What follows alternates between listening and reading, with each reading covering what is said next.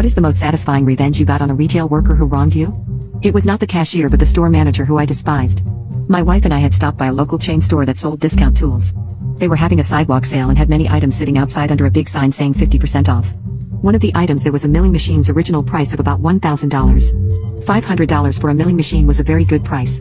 I went to chat with the wife who stayed in the car while I was looking around. She agreed that it looked like a good deal and had no issue with me purchasing it.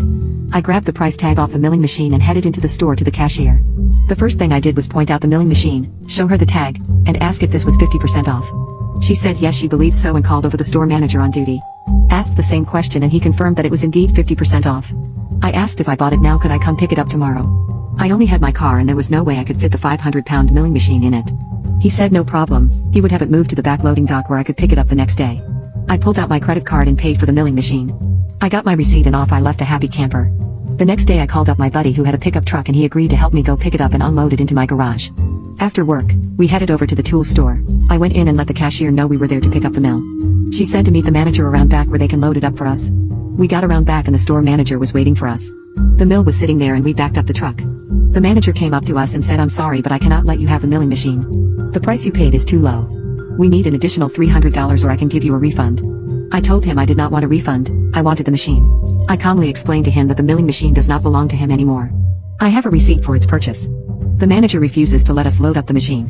I told him I'll be in touch and we left. After getting home I did a little research and found the parts of the commercial code that cover sales and failure to deliver products and confirmed I was on solid legal ground.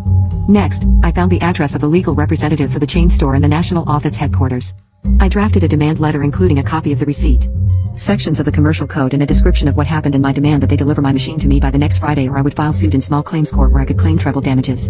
I sent the copies by certified mail. Thursday of next week I got a phone call from the store manager.